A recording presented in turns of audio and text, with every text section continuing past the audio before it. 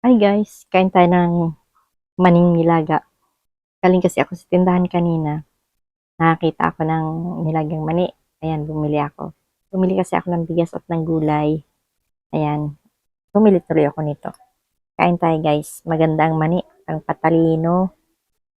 Pampa, pampasigla ng memorize. Ng memory. Tulad ko, may edad na. Malilimutin na. Mga sakaling babalik yung dating memory.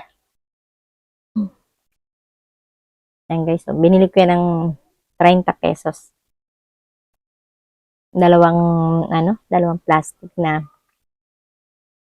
ng yelo na konti lang yung laman. Siguro kalahati, ganyan.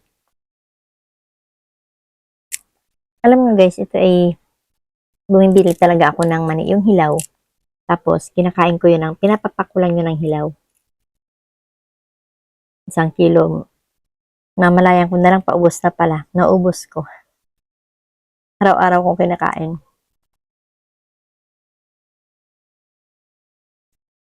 Merienda na. Merienda time. Mani ang merienda. Hindi ko alam kung bagong laga to. Kasi hindi na siya mainit kanina. Naka-plastic na siya.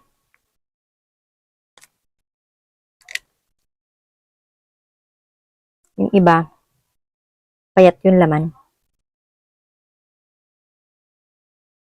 Paano ba magtanim ng mani?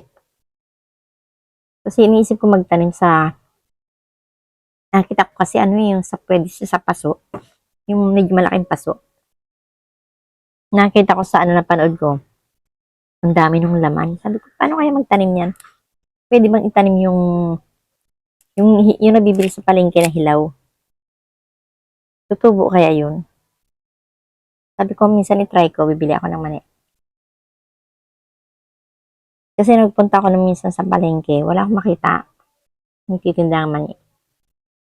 Inikot ko na yung mga nagtitinda doon ng mani na yung sa batya-batya na hilaw. Wala.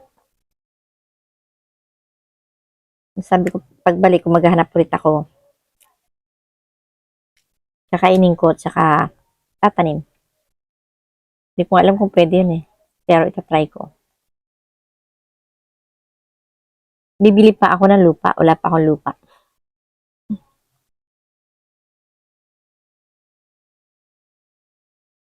Ang hirap kasi magtanim dito sa amin yung kasi sobrang mainit. Pagdating ng hapon, at pag sa umaga, sobrang init dito. Umaga nga ba? Tanghali pala hanggang hapon, sobrang init na talaga. Kaya ang halaman ko dyan, talagang natutuyo. Yan guys, kain tayo ng mani mo. Tapos yung isa. Ito ang aking merienda.